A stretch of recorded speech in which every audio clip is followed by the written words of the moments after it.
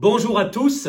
Hier, en célébrant la messe en ce temps de Pâques, j'étais frappé par l'insistance de la joie dans toutes les oraisons. Et bon, c'est normal, c'est le temps de Pâques, mais je me suis dit comment les gens vont accueillir ça alors que nous vivons un temps d'épreuve terrible avec cette pandémie, avec le confinement et toutes ses conséquences. Est-ce que vraiment on peut être dans la joie de Pâques, goûter la joie de Pâques en ce temps de ravage par le Covid-19?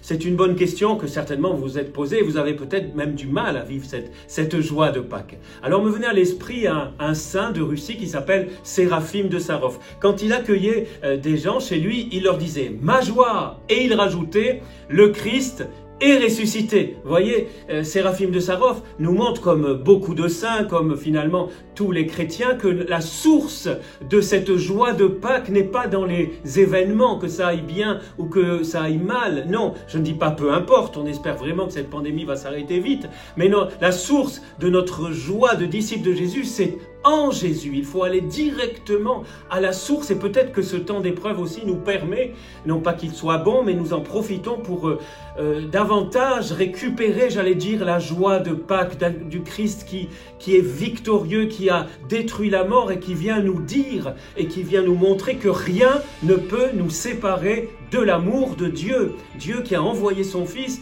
pour nous libérer de la mort et du péché et pour nous faire entrer dans une vie nouvelle et dans cette vie qui est aussi joie, une joie indestructible.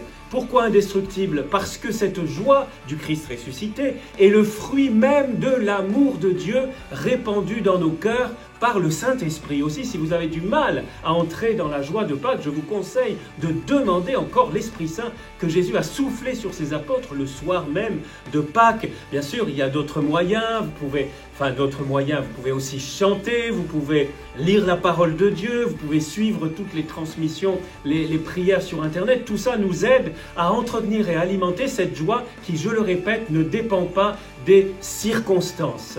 Et enfin, il y a un secret que j'aimerais vous partager, qui me paraît essentiel, c'est de partager cette joie et cet amour, parce que Saint Paul dit « il y a plus de joie à donner qu'à recevoir ».